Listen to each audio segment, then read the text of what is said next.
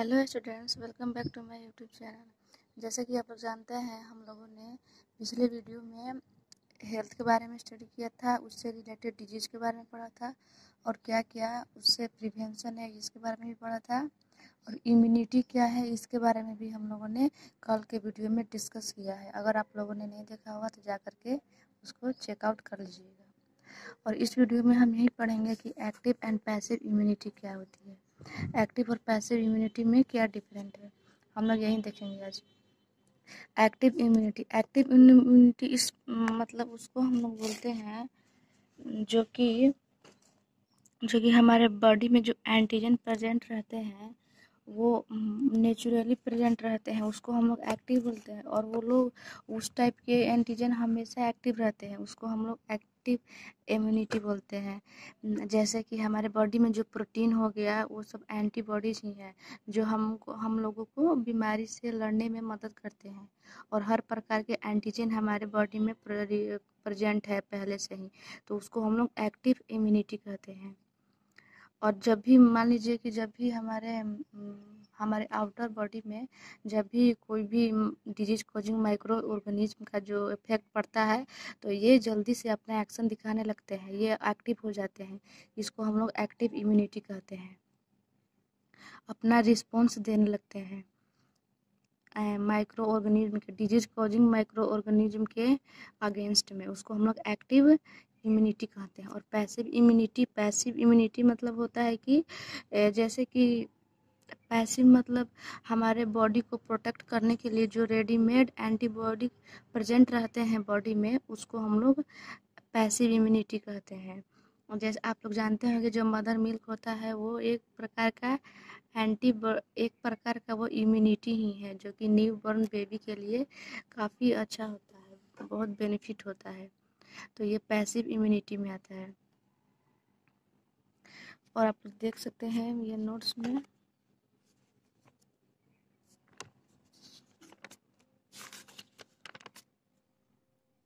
ये देख सकते हैं एक्टिव इम्यूनिटी के बारे में दिखाया गया है, ये आप लोग नोट्स को देख सकते हैं। और यहाँ पे पैसिव इम्यूनिटी के बारे में बताया गया है जो कि रेडीमेड एंटीबायोटिक हमारे बॉडी में जो प्रेजेंट रहते हैं उसको हम लोग पैसिव इम्यूनिटी बोलते हैं, जो कि मदर मिल्क एग्जाम्पल में दिया गया है। और नेक्स्ट हम लोग वैक्सीनेशन देखेंगे। वैक्सीनेशन मतलब होता है कि एक वैसा प्रक्रिया जिसके थ्रू हम लोग एंटीजेनिक प्रोटीन को पैथोजेंस को अपने बॉडी में इंजेक्ट करते हैं, उसको हम लोग वैक्सीनेशन करते हैं।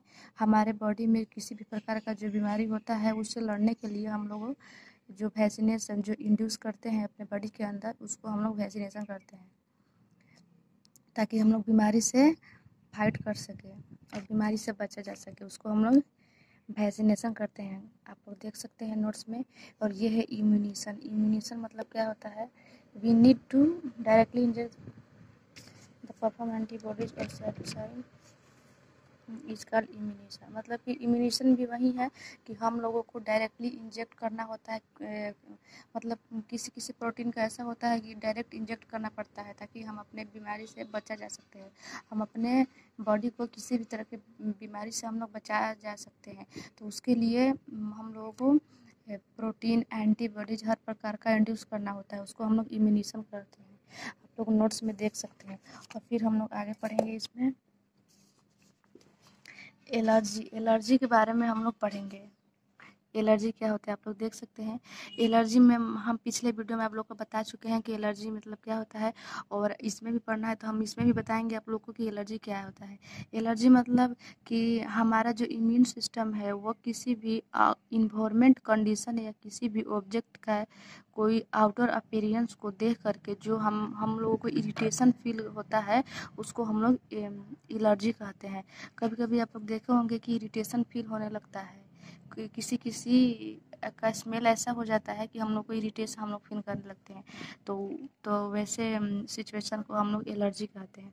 हमारा इम्यून सिस्टम ही रिस्पॉन्स करने लगता है, तो हम लोग नेक्स्ट टाइम से केयरफुल हो जाते हैं।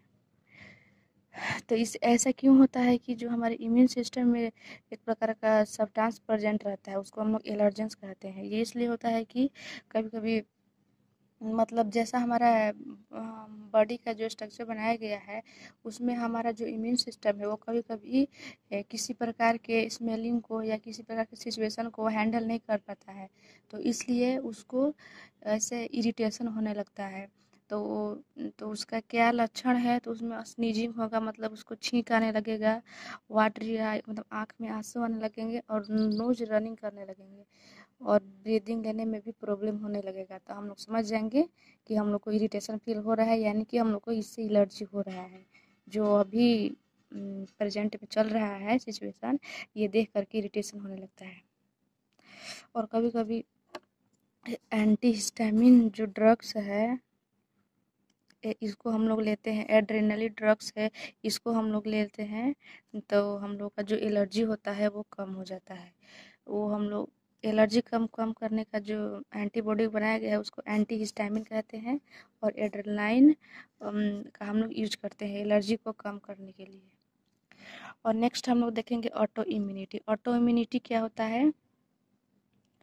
ऑटो इम्यूनिटी मतलब ये होता है कि कभी कभी आप देखे होंगे कि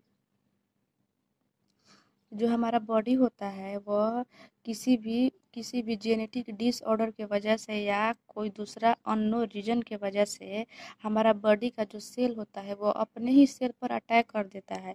अटैक करने का मतलब कि जैसे कि हमारा बॉडी है और किसी ये मतलब अभी तक पता नहीं चला है कि ऐसा क्यों होता है ऑटो इम्यूनिटी में, कोई अननोन रीजन ही है या फिर जेनेटिक डिसऑर्डर बोलिए, कुछ भी इसको कहिए, तो हमारा खुद का ही सेल अटैक कर देता है खुद में ही, हमारे शरीर में ही, और हमारा जो बॉडी होता है वो डैमेज कर देता है, तो उसको हम लोग ऑटो इम्यून कहते हैं। एक प्रकार का ये डिजीज ही हुआ है।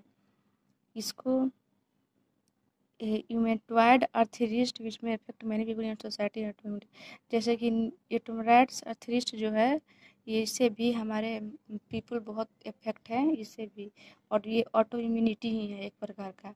मतलब कहने का मतलब ये है कि हमारा जो बॉडी है, हमारा बॉडी जो है जेनेटिक डिसऑर्डर के वजह से हमारे बॉडी के अंदर का जो सेल है वो आपस में ही डैमेज करने लगते हैं, मतलब आपस में ही अपोज करने लगते हैं एक दूसरे के, किसी अननोन रीजन की वजह से हो सकता है। इसी को हम लोग ऑटो इम्यूनिटी कहते हैं। Immune system in the body. Immune system क्या है हमारे बॉडी में?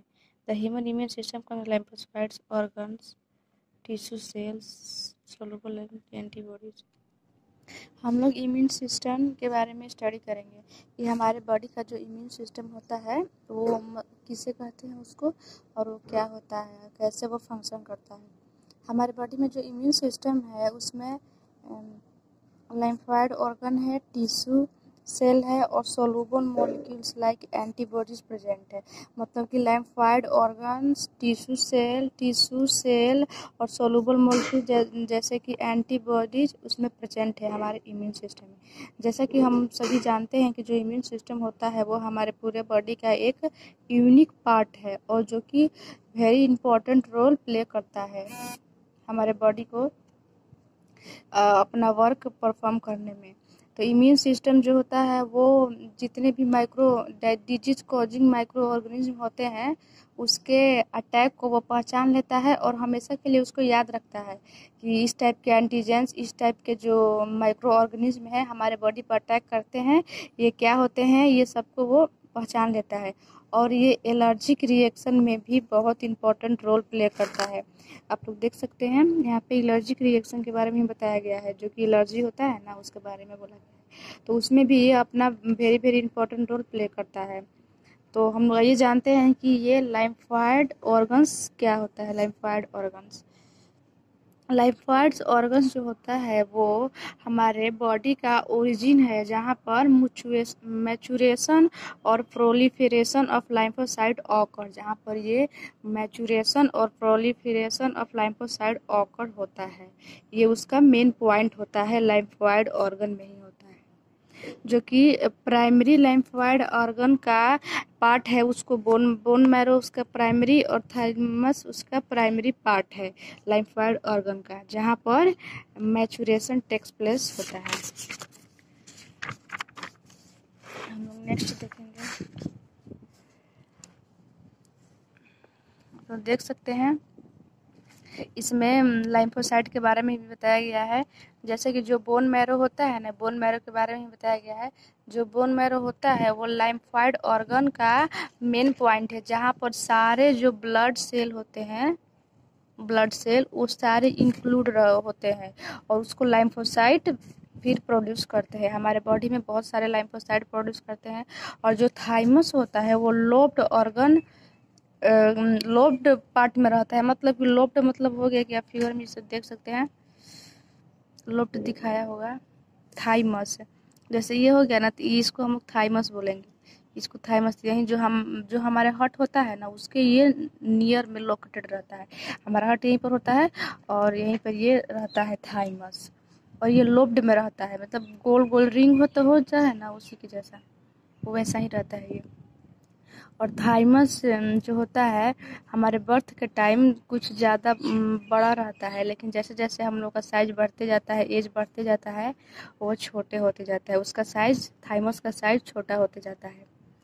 बोन मैरो और थाइमस दोनों जो होते हैं वो माइक्रो इन्वायरमेंट प्रोड्यूस करते हैं, जो हमारे बॉडी के डेवलपमेंट के लिए।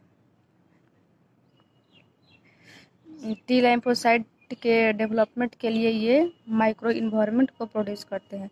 और जो स्प्लीन होता है वो बीन शेप का स्प्लीन होता है। फिगर में नहीं दिखाया गया है, नहीं दिखाया गया है। स्प्लीन होता है वो बीन शेप का। बीन मतलब समझते हैं ना आप लोग, बीन्स मतलब बीन शेप का रहता है, ऐसा उसका आकार रहता है। स्प्लीन का ऐसा आकार रहता है, बीन शेप में रहता है। और उसमें मेनली लाइम्फोसाइट और फैगोसाइट रहता है, जो कि हमारे ब्लड को फिल्टर करने में मदद करता है, स्प्लीन। और जो हमारे बर्थ के समय जो ब्लड में जो माइक्रो ऑर्गेनिज्म रहते हैं, उसको भी ये फिल्टर करता है, मतलब क्लीन करता है।